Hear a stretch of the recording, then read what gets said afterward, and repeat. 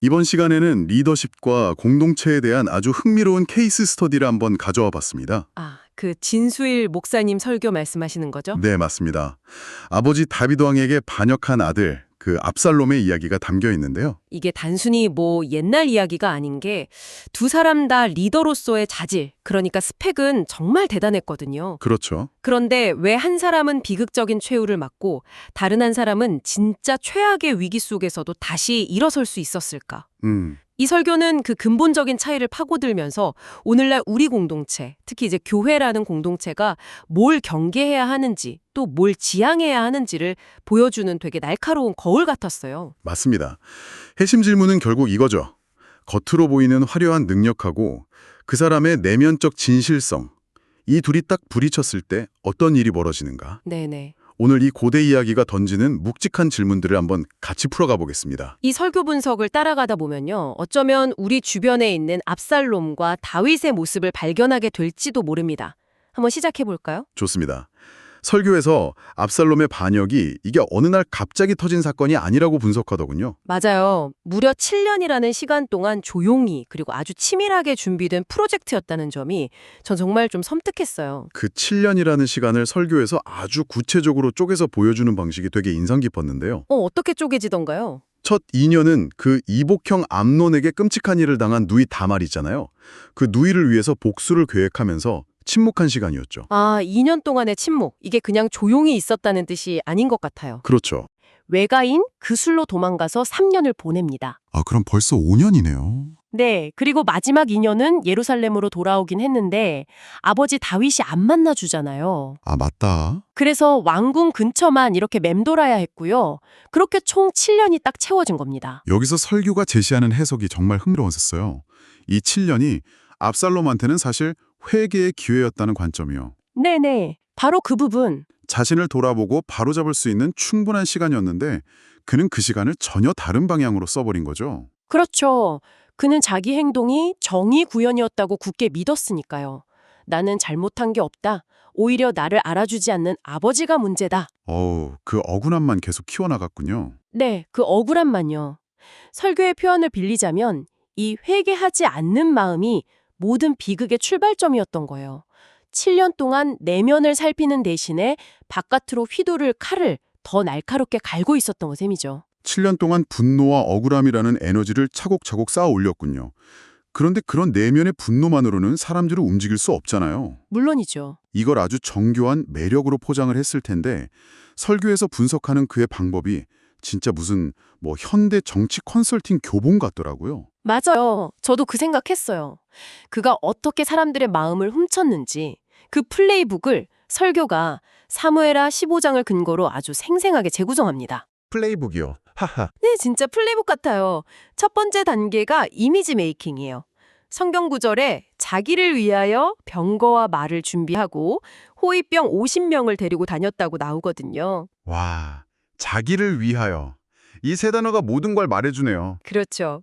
공동체를 위한 비전 제시가 아니라 철저히 자기 자신을 브랜딩하는 것부터 시작한 거군요. 요즘으로 치면 최고의 의전과 경호를 받으면서 대중 앞에 나타나는 어떤 유력 정치인 모습, 그런 게 연상돼요. 정확합니다. 리더십의 출발점부터 공동체가 아니라 나에게 딱 맞춰져 있었던 거죠. 두 번째 전략은 전략적 위치 선정입니다. 위치 선정이요? 네, 매일 아침 일찍 왕에게 재판받으러 가는 사람들이 반드시 지나가야 하는 성문 길목에 자리를 잡아요. 아, 가장 중요한 정보와 사람이 오가는 그 길목을 선점해서 여론을 장악하는 거죠. 와, 이건 마치 고객 불만이 가장 많이 접수되는 콜센터나 SNS 채널을 장악해서 회사의 약점을 파고드는 거랑 비슷하네요. 바로 그겁니다. 가장 날것의 민심이 오가는 곳을 공략한 거군요. 네. 그리고 세 번째 단계가 정말 소름이 돋는데 바로 정교한 정치적 화법을 구사하는 겁니다. 화법. 네. 사람들의 말을 다 들어주고는 먼저 이렇게 말해요. 보아하니 당신 말이 다 옳고 지극히 정당하군요. 일단 상대방 편을 딱 들어주면서 마음의 문을 활짝 열게 만들죠. 일단 공감과 인정을 통해서 무장해제시키는 거군요. 그 다음이 핵심일 텐데요. 그렇죠. 그 다음에 교묘하게 기존 리더십, 즉 아버지 다윗 왕을 깎아내립니다. 그런데 안타깝게도 왕께서 당신의 이야기를 들어줄 사람을 임명하시지 않으셨네요. 아, 직접적으로 비난하는 게 아니라 네, 직접적으로 하는 게 아니에요. 시스템이 문제다, 왕이 무관심하다, 이런 식으로 은근히 불신을 심는 거죠. 설교에서 이걸 디스라고 표현했는데 정말 정확한 표현이죠. 하하. 그리고 마지막에는 자신이 유일한 대안인 것처럼 제시하는 거죠. 맞아요. 내가 만약 이 땅의 재판관이라면 당신 같은 억울한 사람이 없도록 했을 텐데. 와, 이거 정말 완벽한 3단 논법이네요. 공감해주고 기존 시스템 비판하고 나를 해결책으로 제시하고 이건 시대를 불문하고 모든 포퓰리스트들이 사용하는 기술 아닌가요? 맞습니다. 근데 여기서 끝이 아니에요. 네 번째, 위장된 겸손이 활용점정입니다. 위장된 겸손? 네, 사람들이 왕자인 자신에게 엎드려 절을 하려고 하면 굳이 손을 펴서 일으켜 세우고 입을 맞춥니다. 아, 속에는 엄청난 권력욕이 막 들끓고 있는데 겉으로는 한없이 자기를 낮추는 모습을 연출하는 거예요. 설교에서는 이런 사람이 가장 무서운 사람이라고 경고합니다. 그렇죠. 속마음을 감춘 채 연기하는 리더만큼 위험한 존재는 없으니까요. 네, 바로 그거죠.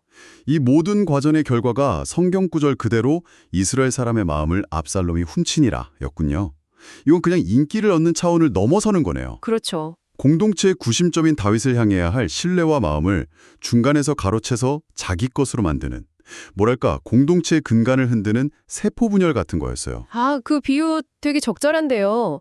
공동체를 더 건강하게 만드는 게 아니라 공동체 안에 자기 사람을 심어서 자기 세력을 구축하는 거죠. 그의 모든 행동이 자기를 위하여에서 시작됐기 때문에 그가 얻은 인기는 결국 공동체를 무너뜨리는 강력한 독이 될 수밖에 없었던 겁니다. 자, 이렇게 아들이 치밀하게 반역을 준비하는 동안 아버지 다윗은 뭘 하고 있었을까요? 이 쿠데타 소식을 들었을 때 다윗의 반응에서 우리는 압살롬과는 전혀 다른 리더의 모습을 보게 됩니다. 설교는 그 장면을 아주 처절하게 묘사하죠. 다윗은 저항하는 대신에 곧바로 왕궁을 버리고 도망칩니다. 네. 그런데 그 모습이 정말 비참해요. 신발도 신지 못한 맨발로 머리를 가리고 울면서 기드론 골짜기를 건너 올리브산으로 도망쳤다고 기록되어 있거든요. 왕의 위엄이나 체면은 완전히 사라진 모습이네요. 이건 단순히 정치적 패배자의 모습이 아니라 가장 사랑했던 아들에게 쫓기는 한 아버지의 무너진 마음을 그대로 보여주는 장면 같아요. 맞아요. 자신의 화려한 이미지를 관리했던 압살롬과는 정반대로 자기의 가장 비참하고 연약한 모습을 그냥 다 드러내고 있는 거죠. 바로 그 지점입니다. 압살롬이 자기 이미지를 철저히 연출했다면 다윗은 자신의 실패와 연약함을 노출하고 있어요. 아, 그리고 그 절박한 도망길 위에서 쓴 시가 바로 시편 3편이라고 설교는 연결을 하더라고요. 시편 3편. 천만인이 나를 애워싸 진친다 하여도 나는 두려워하지 아니하리이다. 이 구절이 정말 놀랍지 않나요? 모든 것을 잃고 맨바로 쫓기는 상황에서 어떻게 저런 고백이 나올 수가 있었을까요? 그러니까요. 이게 바로 두 사람의 결정적인 차이를 보여주는 지점 같아요. 그렇습니다. 압살롬은 7년의 시간 동안 자기 정당성만 주장하면서 단 한 번도 회개하지 않았죠. 네. 반면에 다윗은 과거에 그 우리아의 아내를 범하고 남편을 죽게 만드는 끔찍한 죄를 저질렀지만 나단 선지자의 지적 앞에서 철저하게 무너지고 회개했던 경험이 있었잖아요. 아, 그 경험이 있었군요. 네. 자신의 힘과 지혜가 아니라 하나님의 용서 위에 자기 삶이 서 있다는 걸 뼈저리게 깨달았던 거죠. 그게 핵심이군요. 다윗의 위대함은 죄가 없는 완벽함이 아니라 죄를 지었을 때 돌이킬 줄 아는 그 유연함에 있었던 거네요. 그렇죠. 그 뼈아픈 회개의 경험이 인생 최악의 순간에 그를 지탱해준 어떤 영적인 근육이 된 셈이군요. 맞습니다. 그리고 이 위기의 순간에 진정한 리더십의 본질이 드러나는 또 하나의 감동적인 일화가 등장하는데요. 어떤 거죠? 바로 이방인 출신 용병인 가드 사람 이때의 이야기입니다. 다윗이 도망칠 때 이때와 그의 부하 600명이 함께 따라 나서거든요. 다윗이 근데 그들을 만류하잖아요. 당신은 외국인이고 나그네인데 왜 앞날도 모르는 나를 따라 나서서 고생하려 하느냐. 돌아가서 새 왕, 그러니까 압살롬을 섬기면 편안할 것이다. 네, 어떻게 보면 굉장히 합리적인 조언이죠. 그렇죠. 그런데 그때 이때가 하는 대답이 정말 가슴을 울립니다. 왕께서 어느 곳에 계시든지 사시든지 죽으시든지 종인 저도 그곳에 함께 있겠습니다. 와, 이건 계약 관계나 이해타산으로 맺어진 충성심이 아니네요. 절대 아니죠. 아, 이 장면이 압살롬의 이야기와 극명한 대조를 이루네요. 압살롬은 사람들의 불만을 이용하고 가머니설로 마음을 훔쳤지만 다윗은 자신의 연약함 속에서 진정한 마음을 얻은 거군요. 맞아요. 훔친 것과 얻은 것. 왜 이때 같은 이방인이 자기 아들보다 더 깊은 신뢰를 보였을까요? 설교가 그 답을 명확하게 제시하진 않지만 우리는 추측해 볼 수 있죠. 이때는 아마도 다윗의 완벽한 모습이 아니라 그의 연약함과 진실함, 그리고 그가 섬기는 하나님을 봤을 겁니다. 위기의 상황에서 리더의 진짜 모습이 드러나고 그때 비로소 누가 진짜 내 편인지 알게 되는 거죠. 설교는 좋은 사람을 곁에 두는 것이 인생의 가장 큰 복이라고 강조하는데 이 장면이 바로 그 증거입니다. 오늘 살펴본 진수일 목사님의 설교는 정말 한편의 잘 짜인 드라마 같네요.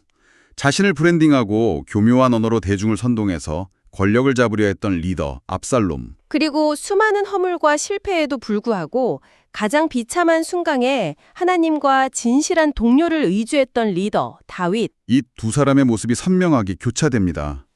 숨겨진 야망을 포장하는 기술이 얼마나 위험한지, 그리고 진정한 겸손과 회개가 위기 속에서 얼마나 큰 힘을 발휘하는지를 극명하게 보여주죠. 네. 겉으로는 완벽해 보이는 리더십이 공동체를 어떻게 파괴할 수 있는지, 반대로 상처받고 연약해 보여도 그 중심이 바로 선 리더가 공동체를 어떻게 지켜낼 수 있는지 생각하게 만듭니다. 이 이야기는 단지 교회 공동체에만 해당되는 것 같지는 않아요. 저도 그렇게 생각해요. 우리가 속한 회사, 조직, 심지어 가정 안에서도 적용될 수 있는 원리인 것 같습니다.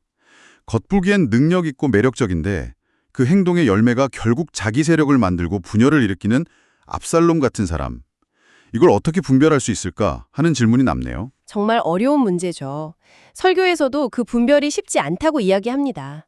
옳은 말을 하고 겸손한 태도를 보이고 심지어 매력적으로 보이는 사람이지만 그 행동의 궁극적인 동기가 공동체 유익인지 아니면 자기를 위하여인지 그 중심을 봐야 한다는 거죠. 아, 겉모습 너머를 꿰뚫어 볼 수 있는 지혜가 우리 모두에게 필요한 것 같습니다. 참 어려운 과제입니다. 그래서 오늘 이 이야기를 마무리하면서 듣고 계신 당신에게 마지막으로 생각해 볼 질문을 하나 던져드리고 싶습니다. 우리의 삶과 우리가 속한 공동체 안에서 진심에서 우러나온 섬김과 교묘하게 포장된 개인의 야망을 구분할 수 있는 미묘한 신호들은 과연 무엇일까요? 그리고 그 차이를 감지할 수 있는 우리 내면의 분별력은 또 어떻게 키워나갈 수 있을까요?